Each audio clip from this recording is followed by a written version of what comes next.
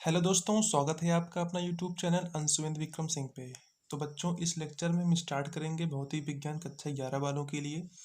Chapter का नाम है बीमी विश्लेषण। यह लेक्चर नंबर 3 है। इसके पहले लेक्चर नंबर 1 और 2 हो गया है, जिसमें हमने बीमा निकालने आपको सिखाया है। तो आशा करता हूँ कोई वीडियो आपको अच्छा लगा होगा। तो चलिए इसको हम स्टार्ट करते हैं, इस वीडियो को। तो यहाँ पे आज का पहला बीमा निकालना है हमें ऊष्मा, वो भी गुप्त ऊष्मा की। तो गुप्त ऊष्मा का जो फार्मूला होता है वो होता है ऊष्मीय ऊर्जा बटे द्रव्यमान। तो आपको ऊष्मीय ऊर्जा का फार्मूला पता ही होगा। चाहे ऊर्जा हो, ऊष्मीय ऊर्जा हो, मतलब उसमें ऊर्जा लगा हो, तो उसकी बीमा क्या होती है, EmL2T-2। तो आइए इसको हम लिखते हैं। ऊष्मीय ऊर्जा का जो बीमा होता है वह है EmL2T-2, और द्रव्यमान की बीमा आप जानते हैं कैपिटल यम होता है। हमेशा बीमा को बड़े कोष्ठक के अंदर लिखते हैं। अब देखिए, यम की पावर +1 ऊपर है, यम की पावर +1 नीचे है, तो यम कैंसिल हो जाएगा। इसका जो फाइनल बीमा निकलेगा वो होगा L2T-2। क्या होगा बच्चों, L2T-2। चलिए हम अगला देखते हैं। यहाँ पे है रेखीय प्रसार गुणांक। तो रेखीय प्रसार गुणांक का फार्मूला होता है लंबाई में वृद्धि बटे प्रारंभिक लंबाई गुणे ताप वृद्धि। अब चाहे लंबाई में वृद्धि हो या फिर प्रारंभिक लंबाई हो, इसका जो बीमा होता है वो होगा कैपिटल यल। लंबाई में वृद्धि की बीमा होगा कैपिटल यल, और इसकी जो प्रारंभिक लंबाई है उसकी बीमा है कैपिटल यल, और जो यहाँ ताप में वृद्धि है हमने इसको बताया कि आपको थीटा से लिया है। तो देखिए, L की पावर +1 L की पावर +1 यहाँ पे कैंसिल हो गया, तो इसका जो बीमा निकलेगा थीटा की पावर -1 निकलेगा। क्या निकलेगा बच्चों, थीटा की पावर -1, क्योंकि यहाँ पे नीचे देखिए थीटा की पावर +1 है, ऊपर जाएगा थीटा की पावर -1 हो जाएगा। चलिए अगला देखते हैं। यहाँ पे है ऊष्मा चालकता गुणांक। तो ऊष्मा चालकता गुणांक का सूत्र होता है ऊष्मीय ऊर्जा गुणे दूरी बटे क्षेत्रफल गुणे तापांतर गुणे समय अंतराल। तो ऊष्मीय ऊर्जा का बीमा होता है EmL2T-2। मैंने आपसे बताया कि ऊर्जा है, तो EmL2T-2 इसके बीमा होगी। अब यहाँ पे देखिए बच्चों की दूरी है, दूरी की बीमा यहाँ पे कैपिटल L हमने लिया है। दूरी का बीमा क्या लिया है, कैपिटल M। अब यहाँ पे देखिए क्षेत्रफल है, तो क्षेत्रफल की बीमा L की पावर 2 होता है। तापांतर है, तापांतर है तो बीमा थीटा ही होगा। अब यहाँ पे समय अंतराल है, समय की बीमा होती है कैपिटल T। तो चलिए अब यहाँ पे हम देखते हैं कि इसका फाइनल बीमा क्या निकल के आता है। यहाँ पे हमने ऊष्मीय ऊर्जा का बीमा लिखा है EmL2T-2, और यहाँ पे हमने लिखा है दूरी का बीमा L, और यहाँ पे क्षेत्रफल की बीमा L की पावर 2, तापांतर है थीटा, समय अंतराल है T। देखिए L की पावर 2 से L की पावर 2 कैंसिल हो गया, ठीक है। अब यहाँ पे देखिए T की पावर -2 है, T की पावर यहाँ पे +1 है, ऊपर जाएगा तो यह भी T की पावर माइनस में बदल जाएगा। तो T की पावर -2 में T की पावर -1 ऐड करेंगे, T की पावर -3 हो जाएगा यम।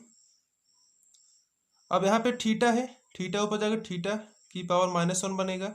देखिए यहाँ पे अभी एक यल बचा है, सिर्फ L2 कैंसिल हुआ ना, अभी एक यल यहाँ पे बचा है EmL। अब यहाँ पे थीटा का लिखेंगे, थीटा की पावर -1, और यहाँ पे T की पावर -3। तो ऊष्मा चालकता का बीमा हो गया EmL थीटा -1 T-3। तो चलिए अगला देखते हैं। तो अगला है हमारा बोल्ट समान नीयतांक। बोल्ट समान नीयतांक का फार्मूला होता है गतिज ऊर्जा बटे ताप। मैंने आपसे बताया चाहे गतिज ऊर्जा हो, ऊष्मीय ऊर्जा हो या फिर ऊर्जा ही हो, तो उसकी बीमा जो होती है क्या हो, EmL2T-2। क्या है, EmL2T-2, और ताप है तो ताप की बीमा थीटा ही होगी, EmL2T-2 अपॉन थीटा। अब देखिए यहाँ पे यम है, तो यहाँ पे यम ही हो जाएगा। अब यहाँ पे L की पावर 2 है, यहाँ पे T की पावर -2। अब यहाँ पे थीटा +1 है, ऊपर जाएगा थीटा की पावर -1 हो जाएगा। अर्थात इसकी जो बीमा होगी बोल्ट समान नीयतांक की EmL2T-2 थीटा -1। चलते हैं अगले बीमा की तरफ। तो अगला बीमा हमें निकालना है गैस नीयतांक का। तो गैस नीयतांक का सूत्र होता है दाब गुणे आयतन बटे ताप। दाब गुणे आयतन बटे ताप। अब देखिए जो दाब की बीमा होती है वह है ml -1 T-2। ये होता है दाब का बीमा। दाब बराबर बल बटे क्षेत्रफल। दाब की बीमा है ml -1 T-2। यहाँ पे आयतन है, आयतन की बीमा होती है L⁻3। अपॉन में ताप है, ताप की बीमा हमने बताया कि थीटा होता है।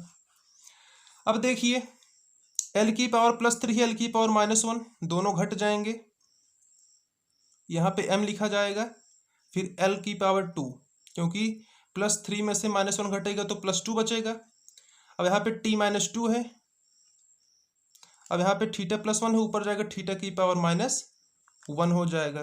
तो इसका जो बीमा निकला है वह है ml2 T-2 θ-1। क्या निकला है? ml2 T-2 θ-1। अगला आता है प्लांक नीतांक। तो प्लांक नीतांक का सूत्र होता है ऊर्जा बटे आवृत्ति। तो ऊर्जा का बीमा क्या होता है? ml2 T-2। ऊर्जा का बीमा क्या है? ml2 T-2। अब आवृत्ति का बीमा आपको पता है, आवृत्ति = 1/, आवर्तकाल। तो इसका बीमा होता है T⁻−1। अब T⁻−1 ऊपर जाएगा T⁻+1 और T⁻−2 में से T⁻+1 को सब्सट्रैक्ट करेंगे T⁻−1 बचेगा। तो इसका बीमा हो जाएगा ml2 T-1। क्या हो जाएगा बच्चों? ml2 T-1। अब देखिए यहाँ पे है वेग प्रवणता। वेग प्रवणता का सूत्र होता है वेग परिवर्तन बटे दूरी। अब वेग परिवर्तन की बीमा आपको पता है क्या है? L⁻1 अपॉन में दूरी की बीमा क्या है? L। अब देखिए L⁻+1 से L⁻+1 कैंसिल हो जाएगा, तो वेग प्रवणता का जो बीमा निकलेगा वो होगा T⁻−1। तो बच्चों इसके बाद अंतिम है बीमा श्यानता गुणांक। इसके बाद हम न्यूमेरिकल को सॉल्व करेंगे एक फार्मूला पढ़ करके। तो आगे पहले इसको हम सॉल्व कर ले रहे हैं। ये है श्यानता गुणांक। श्यानता गुणांक का सूत्र होता है बल बटे क्षेत्रफल गुणे वेग प्रवणता।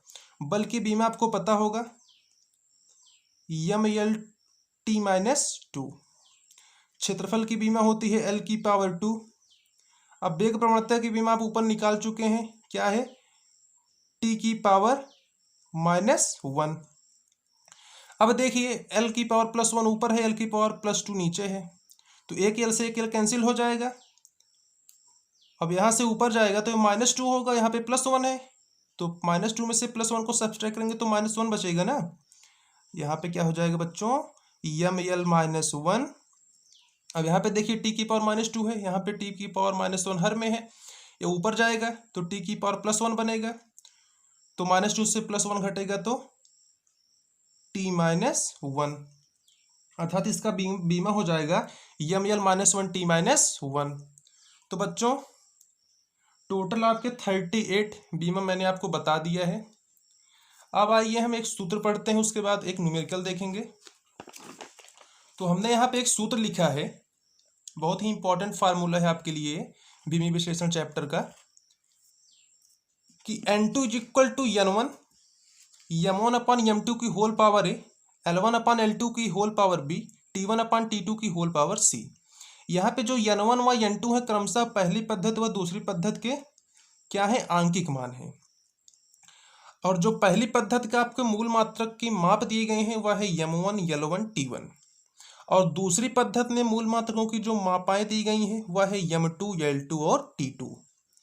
अब देखिए ये ABC क्या होता है? ABC क्या है? जहाँ पे जो भौतिक राशि की बीमाएं हैं, द्रव्यमान में A, लंबाई में B और समय में C। आइए इसको हम एक क्वेश्चन के अनुसार समझते हैं, तभी आपको अच्छे से समझ में आएगा।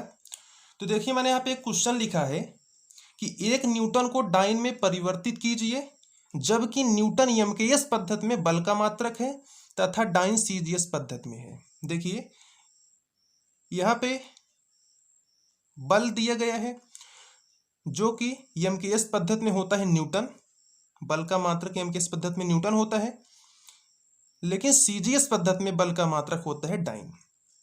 तो आपको न्यूटन को डाइन में परिवर्तित करना है। तो यहाँ पे आपको पहली पद्धति का माप दिया गया है 1 न्यूटन। क्या दिया गया है? 1 न्यूटन।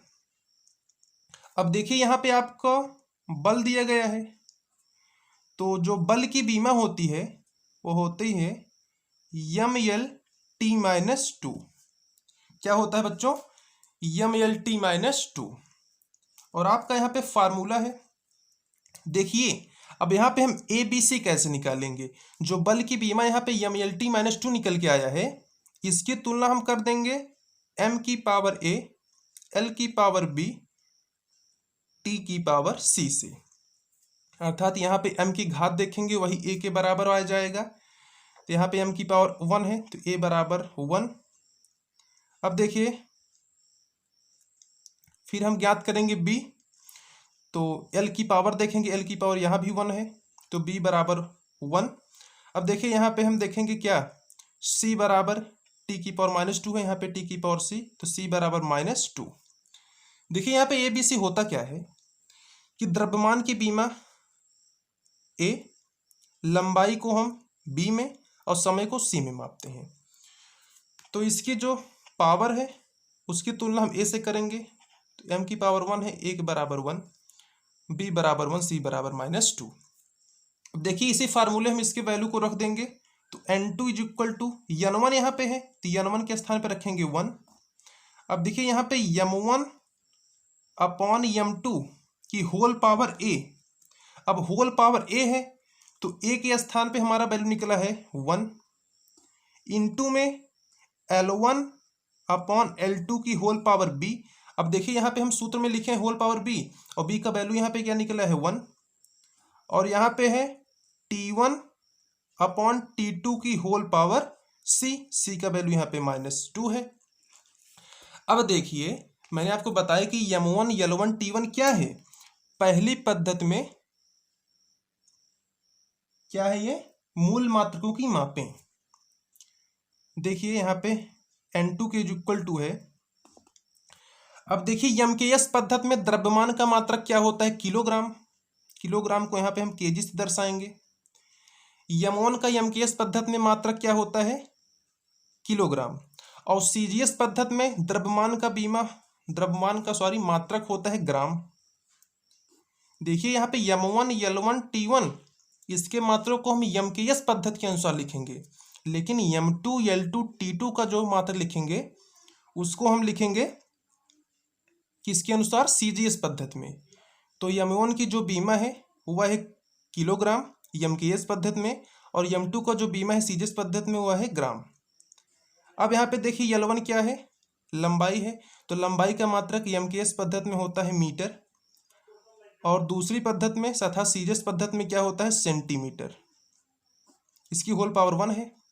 अब देखिए चाहे m_s पद्धति हो चाहे CGS पद्धति हो, समय का मात्रक क्या होता है, सेकंड। तो सेकंड को हम s से प्रदर्शित करेंगे, इसकी पावर है -2। अब यहाँ से सेकंड से सेकंड कैंसिल हो जाएगा, यहाँ पे बचेगा 1। 1 की पावर चाहे -2 हो, 0 हो या फिर अनंत हो, उसकी मान हमेशा 1 ही आता है। अब यहाँ पे लिखेंगे n2 = अब 1 किलोग्राम बराबर 1000 ग्राम। 1 किलोग्राम में कितना ग्राम, 1000 ग्राम बटे ग्राम। 1 मीटर में 100 सेंटीमीटर बटे सेंटीमीटर। अब देखिए मैंने यहाँ पे बताया कि 1 की पावर -2 है तो 1 ही आएगा, इससे कोई मतलब है नहीं। ये ग्राम से ग्राम कैंसिल, सेंटीमीटर से सेंटीमीटर कैंसिल। n2 = देखिए यहाँ पे इसको हम 1000 को 10⁻³ लिख सकते हैं, इंटू में ये 100 है तो इसको हम 10⁻², अर्थात जितने जीरो हैं उतनी इतनी घात हो जाएगी। अब देखिए 10⁻³ को 10⁻² से गुणा करेंगे तो घातें जुड़ जाएंगी, आ जाएगा 10⁵। अर्थात यहाँ जो निकलेगा फाइनल आंसर, यहाँ पे हम लिखेंगे कि 1 न्यूटन = 10⁵ डाइन। ये डाइन है मात्रक CGS पद्धति में को भी किसका, बल का। तो आशा करता हूँ कि ये वीडियो आपको अच्छा लगा होगा। Thank you for watching this video. Have a great day.